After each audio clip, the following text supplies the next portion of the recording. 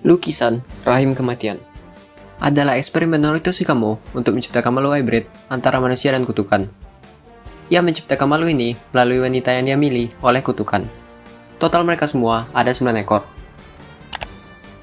Pada awal era Meiji, ada seorang wanita yang spesial karena ia bisa hamil seorang anak dari roh kutukan.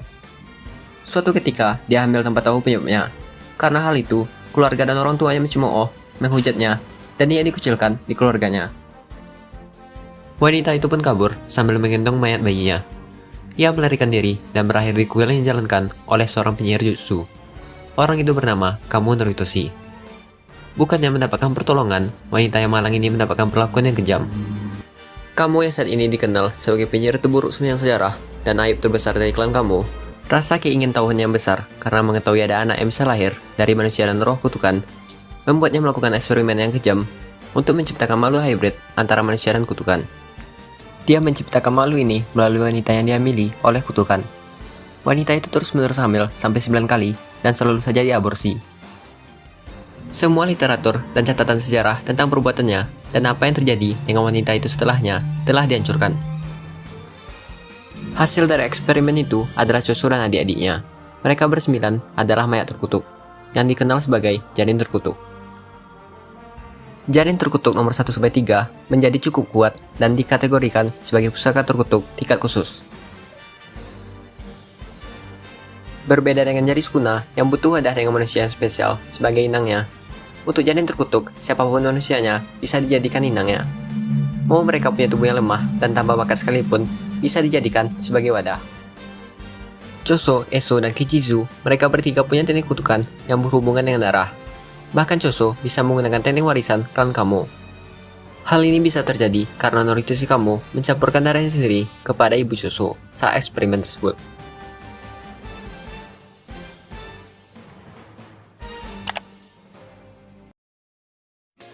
Choso punya semacam kemampuan yang mana dia bisa mengetahui kondisi adik-adiknya, terutama saat mereka dalam bahaya, melalui hubungan darah yang mereka miliki. Saat Choso yang ingin menghabisi Yuji, tiba-tiba pikirannya terganggu karena ia merasakan kematian Yuji, yang mana hal itu berarti Yuji juga salah satu dari adiknya. Setelah Choso yakin kalau ada yang tak beres dengan Yuji, ia pun mulai memasuki medan perang, dan akhirnya menyadari kalau orang yang ada di dalam tubuh Vegeto adalah ayahnya, Noritoshi Kamo, seseorang yang telah memperlakukan ibunya dengan sangat kejam. Dari sinilah semuanya mulai makin gila. Di chapter sebelumnya, kita sendiri sudah diperlihatkan bentuk asli dari orang yang memasuki tubuh Geto. Makhluk ini berbentuk seperti otak. Masih belum diketahui apakah ia roh kutukan atau pengguna kutukan. Tapi yang jelas, ia punya teknik kutukan yang membuatnya dapat berpindah tubuh dengan menukar otaknya dengan otak si target. Bahkan teknik kutukan dari tubuh yang dirasuki bisa ia pakai. Para Jujutsu fans memanggil makhluk ini sementara dengan nama Brenkun. Jadi jelasnya, Brenkun ini adalah makhluk yang sudah lama hidup. Ia diperkirakan hidup saat era Heian, dan kemungkinan itu adalah era saat Sukuna masih hidup. Ia masih hidup sampai sekarang dengan memakai tubuh orang lain.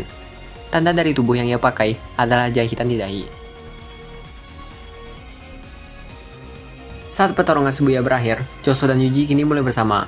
Dengan Choso mempertegas pada Yuji jika Yuji adalah adiknya. Ia juga mengatakan, apa kau ingat jika ayahmu memiliki jahitan di dahinya? Dan di chapter 143, orang tua Yuji sudah terungkap. Ayahnya bernama Jin, dan Jin memiliki istri bernama Kaori. Apakah ayah Yuji memiliki jahitan di dahinya? Enggak, tapi ibunya punya. Jin dan Kaori punya masalah karena tak bisa memiliki anak. Kakek Yuji juga mengatakan kalau Kaori ternyata sudah tewas. Saat kakek Yuji ingin mengatakan alasan kenapa Kaori bisa tewas, tiba-tiba datang seorang wanita memotong pembicaraan, memanggil kakek Yuji sebagai ayah mertua. Siapakah wanita ini? Apakah ia Kaori? Kemungkinannya iya, tapi yang jelas dia ibu Yuji.